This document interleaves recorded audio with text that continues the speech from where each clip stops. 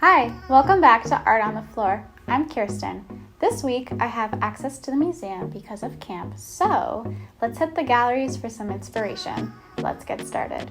I'm hitting the galleries with the intention of making a wood block print. I think I have an idea of what I would like to create, but it's always nice to see what people have created before me. The Global African Gallery is calling me, and I want to go check out and see what's in there. I'm being drawn towards sleek, minimal designs that are kind of graphic and will translate well into wood. I stumbled upon this piece. It's really striking and dynamic.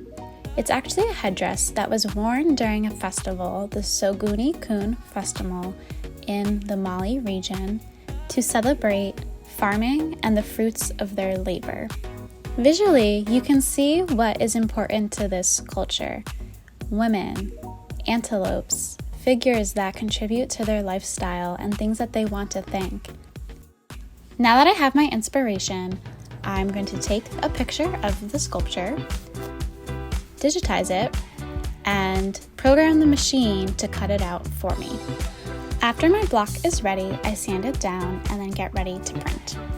I put some ink on an inking plate and I roll my brayer into it, evenly coating it, transferring that ink to wood. Then I place paper on top, press it down evenly, and reveal my print. The reveal is always the best part. The cool thing about using wood instead of a more modern linoleum is that you really get the character and graininess of the wood transferred into your print. How do you think my print and homage turned out?